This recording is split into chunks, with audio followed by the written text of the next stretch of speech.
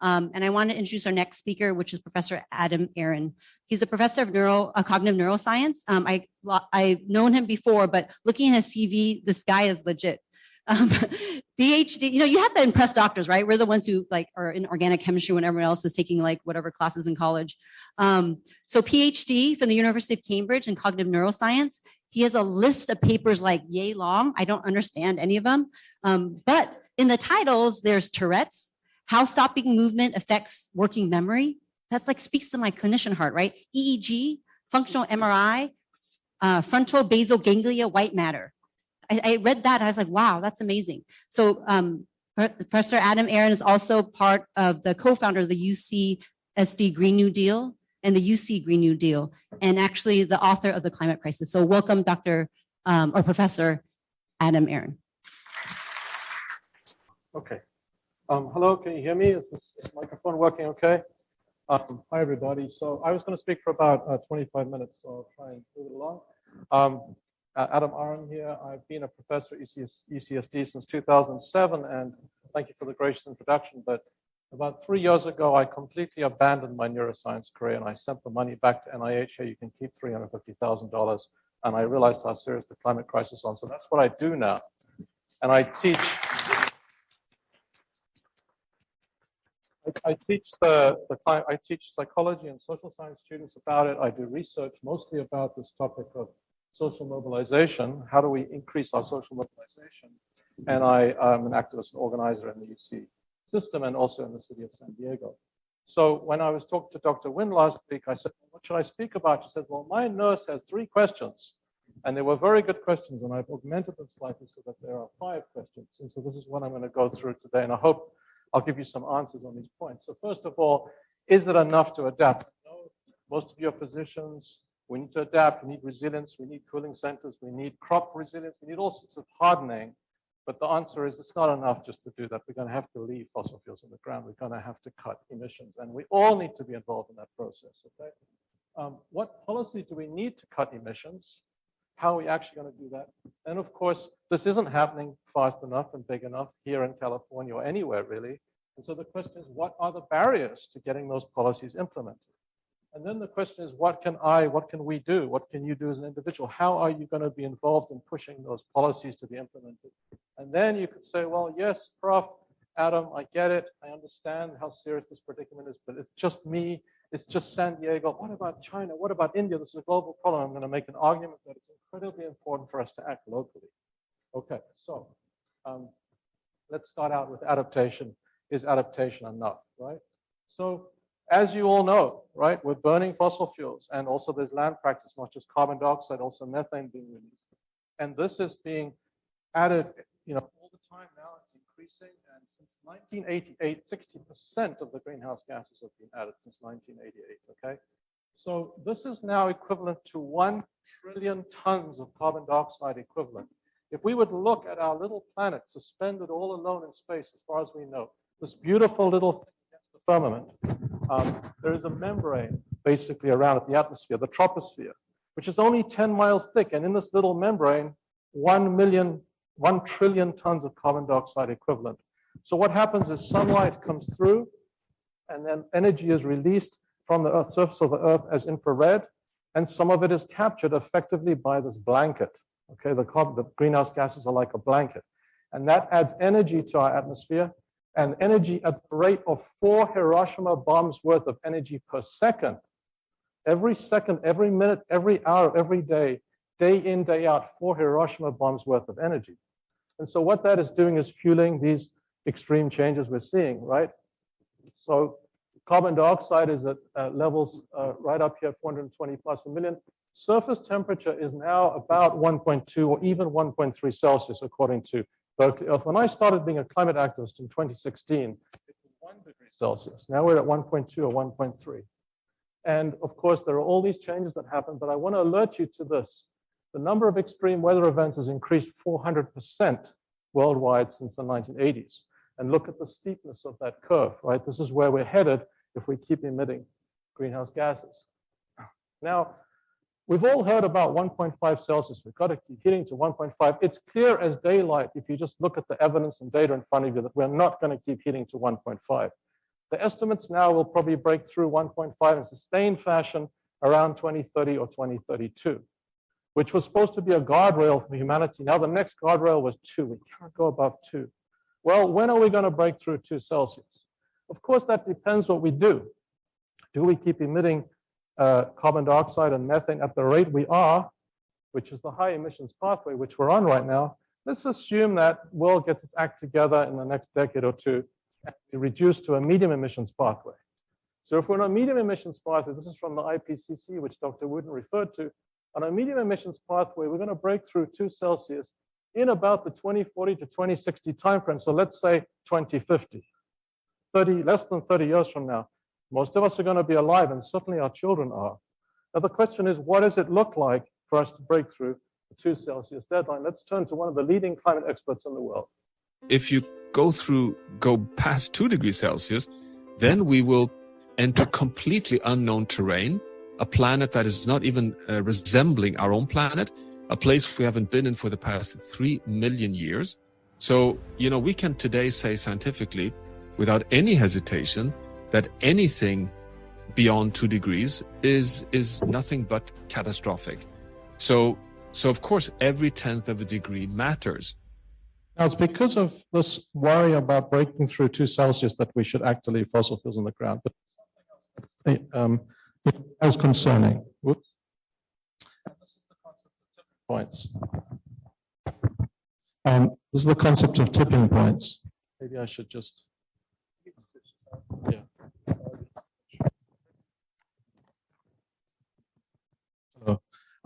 So right now, humanity, we're like a little boat going down the river, and we have a chance to deflect to the side. There's some amount of heating built in no matter what we do, but we don't have to have hothouse planet this century. However, if we hit a tipping point, it's like going over the waterfall, okay? Then it doesn't matter. We can paddle all we like. It's not going to matter very much. Now, this keeps me up at night. This is why I'm a climate activist and we've got to leave fossil fuels in the ground. What are these tipping points? So these are runaway feedbacks, okay? So let's say, for example, there's permafrost thaw. Who's heard of permafrost thaw before? Okay, most of you. Enormous amounts of carbon buried in the tundra. As heating occurs, tundra melts, exposed to the air, releases methane 88 times as potent a greenhouse gas as carbon dioxide, and that will accelerate the heating, and that'll produce more permafrost thaw, and it'll accelerate the heating, and that's a runaway feedback loop. Well, when is that methane going to really accelerate? It's very hard for scientists to say, but the best estimate is it's going to start around about now, 1.1 Celsius of heating, perhaps as late as 2.3 Celsius, which might be in 2070. But the best estimate of scientists, pay attention to reality, is 1.5 Celsius.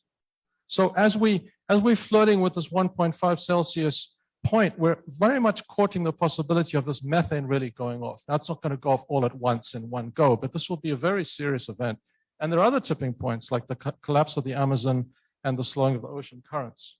So these are the reasons why mitigation, adaptation, resilience are not enough. We have to be in the business of leaving fossil fuels in the ground. Okay, now, what policies do we need to do to achieve this, okay? First of all, we need to leave fossil fuels in the ground, and this requires stopping all new fossil fuel infrastructure. Even the International Energy Agency itself, formerly a mouthpiece of the fossil fuel industry, has said that. I noticed that Kaiser Permanente just opened a new hospital last week with a central utility plant of 26,000 square feet, and I've been frantically contacting them to try and figure out, did they build a new fossil generation plant in that hospital, or did they do it electric? I don't know the answer. I hope it's not a new fossil generation plant. We need to retire most existing fossil infrastructure, even with lost value. This is a very hard thing for our UCSD chancellor to accept, although he's basically acknowledged that this needs to happen by 2030, okay? All the hospitals are pretty much running on fossil gas. Most of our institutions are. We've got to leave fossil fuels on the ground, you've got to start retiring that infrastructure early.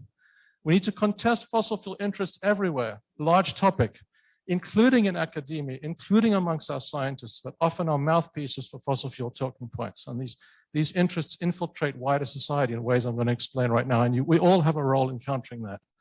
We need to power our state and nation in California from renewable energy.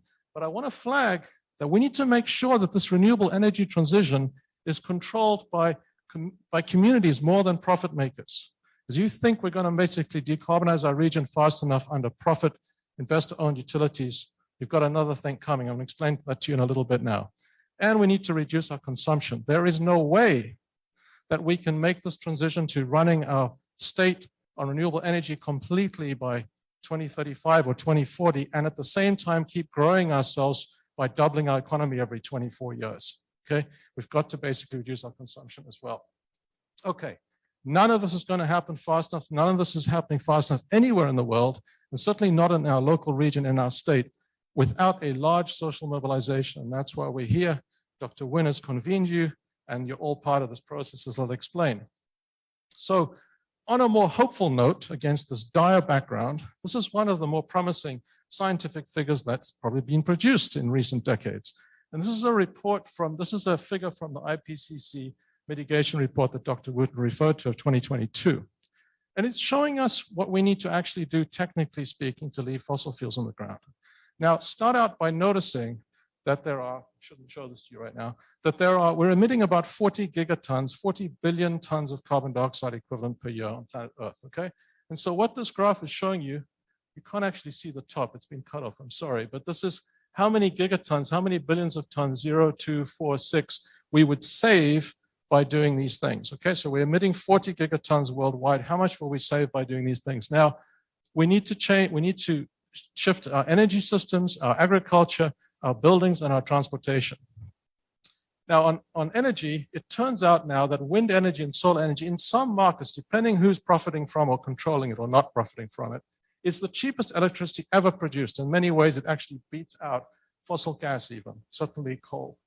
And so if we would just scale up wind energy and solar right now with the technology we have on planet Earth, no magic mystery bullets needed, okay, no silver bullets needed, we would basically get about 4.5 gigatons. In other words, 10% of all our emissions worldwide could basically be erased right now if we just ramp up wind and solar. If we dramatically ramp up transportation, particularly shifting more to everything to electric, but more public transit, add up these little blue bars, you get another few gigatons, maybe 3. If we electrify buildings, a very easy thing to do, by the way, if there's the will, getting gas out of buildings, adding heat pumps, efficiency savings, insulation. If the Europeans had done this more quickly, they'd have a much better winter last winter, right? And so all of this adds up to about fully a quarter of our worldwide emissions right now could simply be cut by making these changes. Okay, so this is very promising. Now, what are the barriers? Why is this stuff not happening fast enough, really, anyway? It's happening to some extent, but not big enough, not fast enough. So this is a long story. We don't have a lot of time, so I'm just going to give you a few headlights here. What are the barriers, okay? First of all, obviously, there are enormous entrenched interests that are absolutely and have absolutely been determined to delay, delay, and obfuscate. And for example, Exxon knew in the 1970s, we have memos that are in the UCSF archive between their internal science and management, absolutely understood global heating and predicted with uncanny accuracy where we would be right now. But then adopted a decades-long mission to confuse the American public, and that has been astonishingly successful. In 2021, the number of adults who think global warming is caused by humans was 57%, which is the lowest anywhere in the world, by the way. European countries about 90%, China about 90%. The fossil fuel countries are generally a little close to this. And, and this is obviously a bigger story about capture of politicians, dark money in politics, fossil subsidies worth about $40 billion per year. If you're an oil company and you drill, you get a tax rebate for drilling, like to this day, okay? So that's a tough thing for us to all get our heads around. There's not much we can do about that, but we can do other things, as I'll be pointing out in a moment.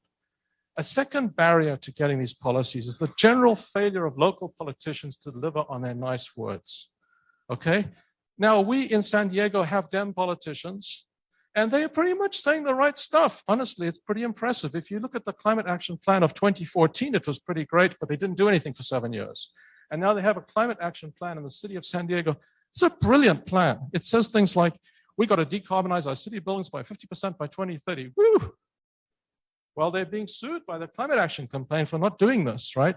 There's a gap. So it's not enough to have the nice words. There actually has to be action. Now, there's a number of reasons why the city council and the city isn't moving. And part of that, is interference from powerful interests. But part of it is, I think, they don't feel enough public support. It's very hard for them to actually spend the money out of the budget to actually do things like decarbonize city buildings unless they feel the wider public really wants them to do that. So that's a very important issue that needs a social mobilization. Another barrier that's important to address is that local and state goals, when they're articulated, even in California, are generally way too little, way too late, and they're infected by what is generally this bullshit concept of net zero. How many of you heard of net zero? All right, this is generally speaking a scam, okay? It depends what people mean when they say it. But now here we see San Diego aims for net zero by 2035. Woo, sounds fantastic. Oh, everything's taken care of. No, it's not, okay? What does this mean? The goal would mean all the emissions produced by powering vehicles and buildings with fossil fuels would be offset by removing the same amount of greenhouse gases from the atmosphere. Really? You're going to remove carbon dioxide from the atmosphere? How are you going to do that? California Air Resources Board, very significant in California, sets the tone for our state policy. Amazing stuff. Approves an unprecedented climate action plan to shift the world's fourth largest economy from fossil fuels to clean and renewable energy. By 2045, we're going to be carbon neutral. 2045. I mean, look what I just showed you now about the change in scale of what's needed within the next 5 or 10 years. First, everything is slow, everything is late, and it's often couched in this carbon neutral or net zero language. I'm not completely dissing this stuff, of course. There's good elements in the CARB plan, and there's certainly good elements in state policy, but the general tone is way too little, way too late. Now, what about this net zero or carbon neutral concept? It's a bit of a long story. I don't have time to get into here. Here is a very good article by climate scientists. But in general terms on planet Earth, the crux of it is this. The idea was we're supposed to cut our emissions by leaving fossil fuels in the ground. And at the same time, we're going to pull lots and lots of carbon dioxide and greenhouse gases out of the air by, for example, growing 2 times India crops, fast-growing crops, burning them for electricity, capturing the carbon dioxide and burying it underground for 100 years. We're supposed to build devices that are going to run on renewable energy, that are going to pull carbon dioxide out of the air, liquefy it, and put it underground for 100 years at hundreds of trillions of dollars of cost sometime in 2050, 2060. No one knows how. I mean, is that a plan for humanity? Are you comfortable about that? Because that's what net zero means. Okay, now there's a version of this which is very sensible, that we do need, in addition to leaving fossil fuels on the ground and shifting to renewable energy, we do need to sequester as much as we can from the atmosphere. But we can do that by preserving mangrove swamps and not cutting down the forests we have and preserving the nature we have and so forth. And as you can see from this important diagram over here, that is not an easy thing. Okay, this is agriculture from the IPCC. These are all the things we can and must do, but these are expensive and slow processes. Okay?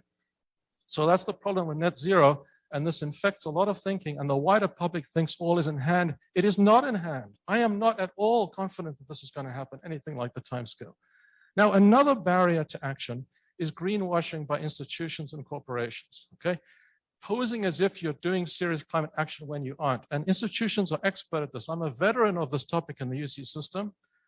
There are beautiful glossy websites talking about the climate leadership of the UC system. And you wouldn't know from that kind of thing that the 10 campuses are all burning fossil gas, fracked methane to heat, and 7 of them are burning it to power their campus for electricity. Right now, these lights are on right now because we're burning fossil gas. You wouldn't know, okay? And if you go to, and up until recently, I mean, there's good news on this front, as I'll tell you in a moment, but up until recently, they could hoodwink the wider society by saying we're going to be carbon neutral in 2025, which meant we'll keep burning fossil gas and we'll buy some carbon offset credits. And so same with Kaiser Permanente. Some of you are from there. The first carbon neutral health system in the US. Woo, looks great. Everyone's like, we got this, people, we're leaders. You're not leaders. Your hospitals are running on burning fossil gas, and somebody's paying, a few $1,000s to somebody in Ecuador to use filters instead of burning wood. I mean, it really doesn't add up, okay? So this is what's called greenwashing. A fifth barrier is the social license is still in place.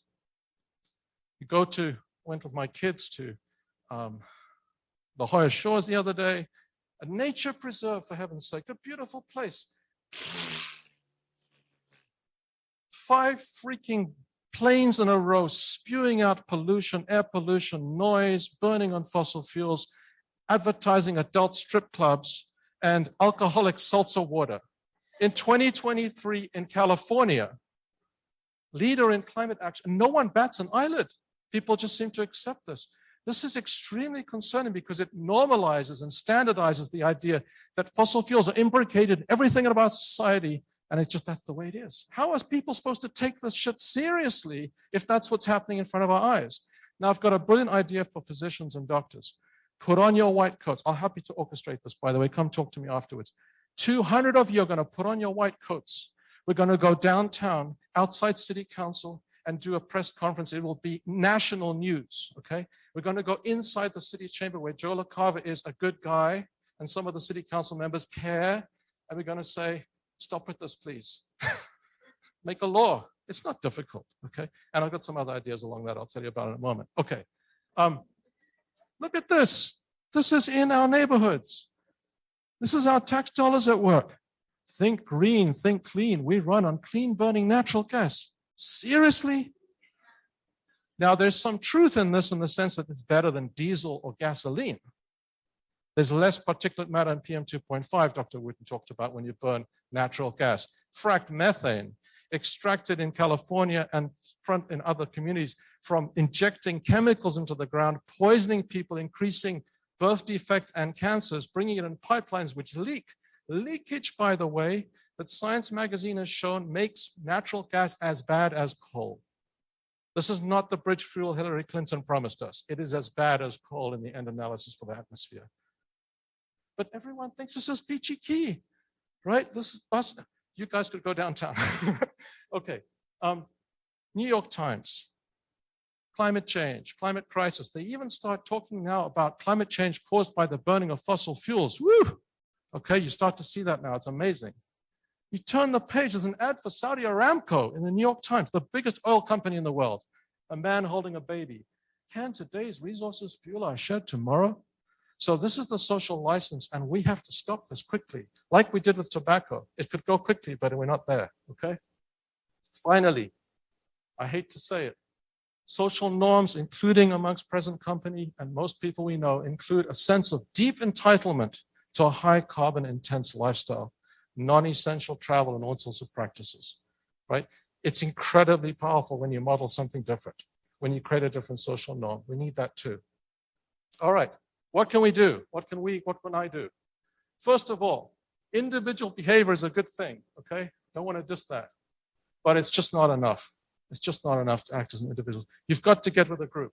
Look at this dude over here. He's riding his bike, wonderful, healthy, good for him. But him riding his little bike alone down the street next to the diesel chugging trucks is an absolutely insignificant thing in terms of what the biosphere needs.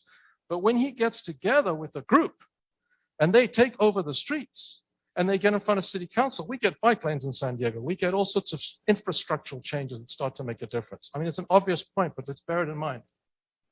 You can, by the way, as an individual, and should, I would argue, shift out of Bank of America, Citibank, JP Morgan Chase, and Wells Fargo and put your money in a credit union because these banks combined have financed fossil extraction by the tune of $2 trillion since 2016. By the way, these banks are used by UCSD right now for all of its transactions, okay? So doing that as an individual is a good thing to do. It adds up over time. But so much better to do that in concert with 10 or 100,000 people, with your neighbors, with your friends, with your family. In concert, the banks will shift their behavior if enough people do that, okay? This is not about beach cleanups and recycling, please, okay? Important as those things are in their own right, that is not about leaving fossil fuels on the ground on the scale and time we need. In fact, I would argue these things are great distractions. Totally socially acceptable behavior that every school child is encouraged to do precisely because it doesn't challenge the status quo. Now, local collective action can be very powerful. The UCSD Green New Deal, here it is, here we are. And we've accomplished amazing things as a small band of 20 or 30 people ramified through the 10 campuses. Teach climate crisis and justice to all our allies in the system, such as Professor Yang over here and others have really rallied around our chance on this. And we're going to now have a general ed requirement for 35,000 undergrads at UCSD in 2024, okay? Woo! Reject carbon neutrality for fossil-free campus energy. After a 4-year struggle, this little band of warriors and their allies around the 10 campuses have won this interim victory. All 10 campuses are now involved in electrification planning. $13 million have been allocated. They realize that carbon offsets are a fig leaf nonsense, and we're on the way. Okay? Woo! Okay? That is not the same as leaving fossil fuels in the ground. The lights are still on. The campus cogen plant is whirring away, burning fossil gas right now, but this is sort of a step in the right direction. Okay, now, here you are, okay? What can I do? What can we do? As a physician, inside your institution, now not everyone has an appetite for this. I know this from bitter personal experience. Not everyone wants to stand up and confront their own institution. Maybe some of you do. Put your hands up. No, it's okay. But you know, if that's your modus operandus, get together with some people, make a group, and find out what's going on in your hospital system. Are we burning gas? You can ask nicely. The administration will tell you, when are you going to retire that big puppy? Are you going to build more? You could make a fuss about it. It would be a good thing to do. Find out what banking system they're using and make a fuss about that. Literally, sometimes they need to use these big banks because they have huge requirements, but other times they could shift to a credit union. Okay, they don't know that probably. Nobody ever thought about it, just like they never thought about this fossil gas thing flying across the sky as being a bad thing. Outside your institution, you can do all sorts of things. I think, for example, of a very concrete thing that could be easily won by 100 of you in white coats. Okay. We have some of the worst air quality in the United States, about the 5th worst according to the American Lung Association, not in our little privileged coastal enclaves here, but pretty much inland. And a lot of that is to do with transit, but a lot of it is to do with gasoline-powered leaf blowers and cutters. Everybody in every direction. You know, I have neighbors with solar panels and EVs, and one day a week they have someone come and go. Okay? 1 hour of that, according to the CARB, is equivalent to driving a Toyota Camry from LA to Denver in terms of particulate matter, nitrous oxide, sulfur dioxide. Okay? Absolutely toxic, okay, from an air pollution point of view. Now, there is actually money in the state to help the landscapers from an equity point of view replace with electric. They mostly don't know, they're mostly not doing it. There are a few cities that have done bans. We need a ban in San Diego City. Just stop with that already. But the city council and environment members are not going to want to do that because they don't feel the public would want them to do that. 100 doctors in white coats going downtown saying, from a public health point of view, we urge you, that would make a considerable impact, and we could move that whole thing along, which would be a very concrete accomplishment. Okay, as a citizen in your home, you can electrify, induction stove. If you have the means, not everyone has the means. If you have the means, water heater, you can get off the gas pretty much. You can shift your personal banking. You can engage in consumption reduction, and you can model that for people around you. And then, of course, with collective action, you want to get with a local group. You want to advocate for state-level policy. 5 minutes a week would be enough. Just know what you're advocating for at the right time. Your voice is joined with other people, okay? I also want to say, and this is dear to me, that we should fight also for community control of the energy transition, okay? So let's not assume here, even if everything goes well in California, yes, we're going to leave fossil fuels in the ground. Yes, we're going to scale up renewables. It's kind of happening. We've got the Inflation Reduction Act here. We've got state laws that are quite good. But guess who's controlling that process? Anybody? SDG&E, PG&E, right? Big capital interests.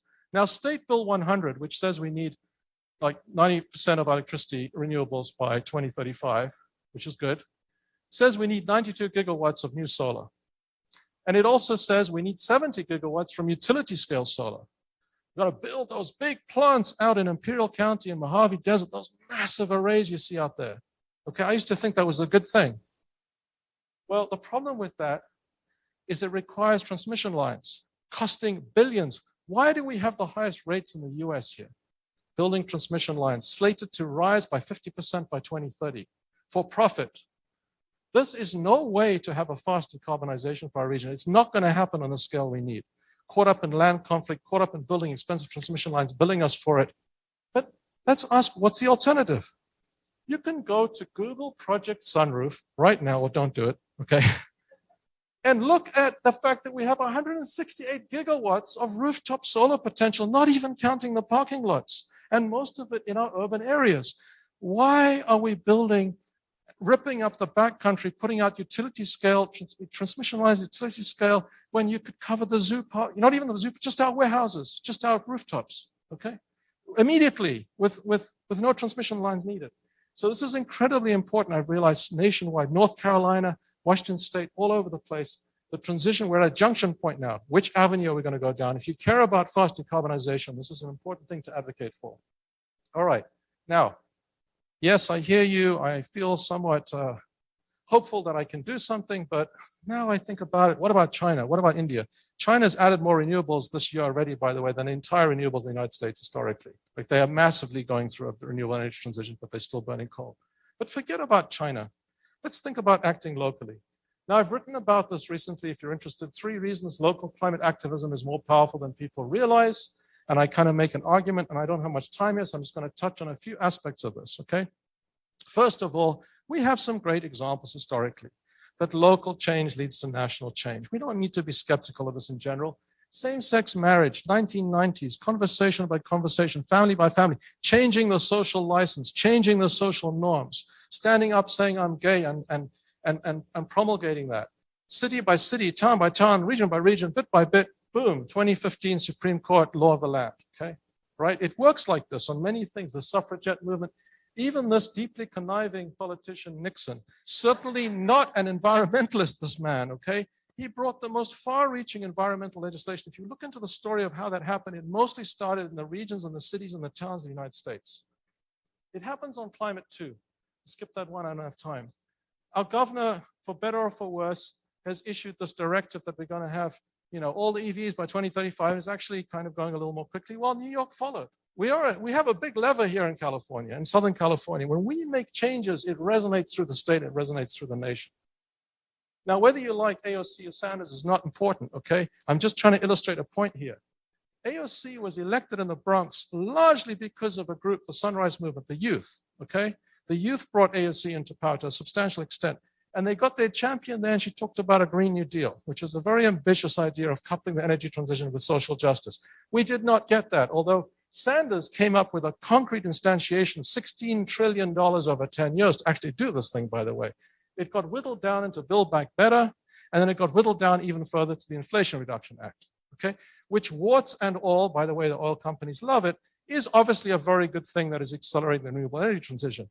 Important to note that it is triggering the Europeans to enact their own version of this, and the Canadians too, because they're worried about American protectionism. This is a very beautiful example. Why would you be skeptical? Saying that local action triggers political changes that become changes in the land. Of course it works like that. Don't think that it doesn't work like that.